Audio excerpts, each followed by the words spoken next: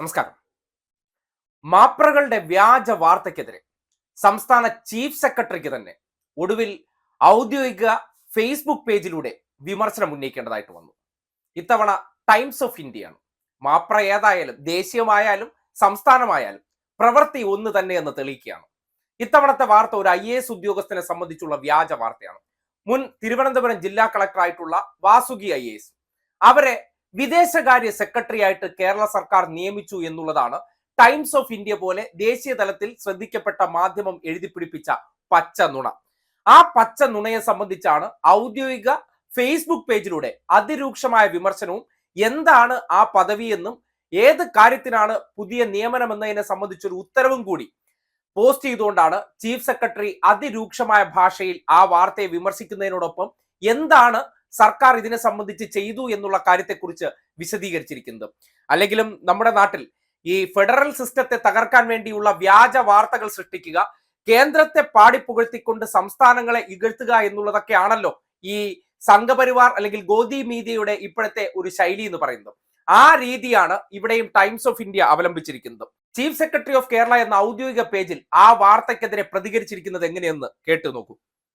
ഇന്നത്തെ times of India പത്രത്തിൽ ഒരു വാർത്ത കണ്ടു.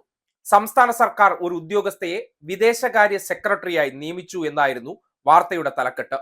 ഉടൻ തന്നെ ഈ വാർത്ത വൈറലായി മാറുകയും ഇതിന്മേൽ ധാരാളം പ്രതികരണങ്ങൾ സോഷ്യൽ മീഡിയയിൽ വരികയും ചെയ്തു. സമീപകാലത്തായി കണ്ടുവരുന്ന ഒരു പ്രവണതയുടെ ഏറ്റവും അവസാനത്തെ ഉദാഹരണമാണ് ഈ വാർത്ത.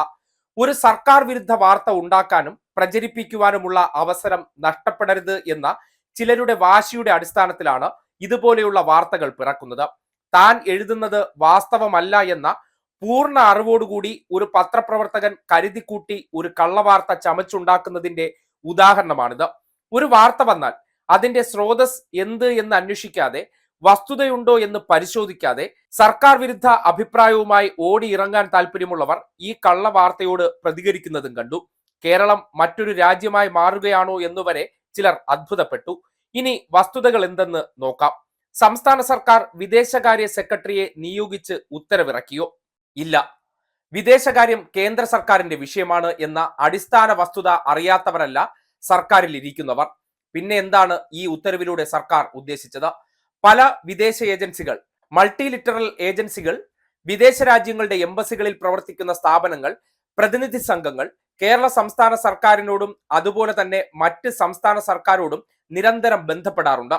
ഈ ഇടപാടുകളിലൂടെ വാണിജ്യ, വ്യാവസായിക, സാംസ്കാരിക രംഗങ്ങളിൽ സഹകരിച്ച് പ്രവർത്തിക്കുവാനുള്ള ബന്ധങ്ങൾ സ്ഥാപിക്കാറുമുണ്ട്. സംസ്ഥാനത്തിന്റെ മുഖ്യമന്ത്രിയോ മന്ത്രിമാരോ വിദേശത്ത് പോകുമ്പോൾ അവിടെ നടക്കുന്ന ചർച്ചകളുടെ ഫലമായി പല ബന്ധങ്ങൾ തേടാറുണ്ട്. മുൻ വർഷങ്ങളിൽ ഇവ പ്രത്യേക വകുപ്പുകളുടെ ചുമതലയായിട്ടായിരുന്നു കണ്ടിരുന്നത്. ഇതുപോലുള്ള ചർച്ചകളുടെ എണ്ണം കൂടി വന്നപ്പോൾ കുറെ കൂടി മെച്ചപ്പെട്ട കോർഡിനേഷൻ ആവശ്യമാണെന്ന് കണ്ട് അതിനായി കുറച്ചു കാലം മുമ്പുണ്ടാക്കിയ സംവിധാനമാണ് എക്സ്റ്റേണൽ കോഓപ്പറേഷൻ എന്ന ഡിവിഷൻ. സമീപകാലം വരെ സംസ്ഥാന സിവിൽ സർവീസിലുണ്ടായിരുന്ന പ്രിൻസിപ്പൽ സെക്രട്ടറി ശ്രീ സുമൻ ബില്ലയ്ക്കായിരുന്നു ഇതിന്റെ ചുമതല. അദ്ദേഹം കേന്ദ്ര സർവീസിലേക്ക് പോയപ്പോൾ ശ്രീമതി വാസുകിക്ക് ഇതിന്റെ ചുമതല നൽകി.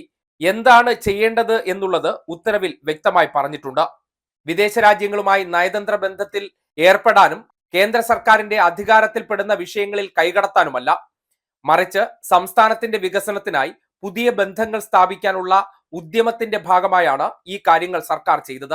ഇതാണ് ഒരു പത്രപ്രവർത്തകന്റെ മിസ്ചീവിയസ്, മിസ്ലീഡിംഗ് ആയ വാർത്തയിൽ നിന്നും സംസ്ഥാനം ചർച്ച ചെയ്യുന്ന ഒരു വിഷയമായി മാറിയത്. പൊതുസമൂഹത്തിന് ചർച്ച ചെയ്യാൻ പ്രധാനപ്പെട്ട ധാരാളം പ്രശ്നങ്ങളുണ്ട്. ഇതുപോലെ പടച്ചുണ്ടാക്കുന്ന കള്ളവാർത്തകളിൽ നമ്മുടെ സമയം നഷ്ടപ്പെടുത്തരുത്.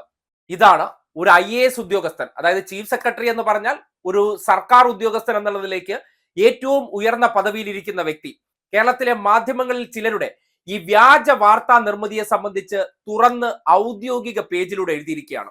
ഇപ്പൊ ബോധ്യപ്പെടുന്നില്ലേ?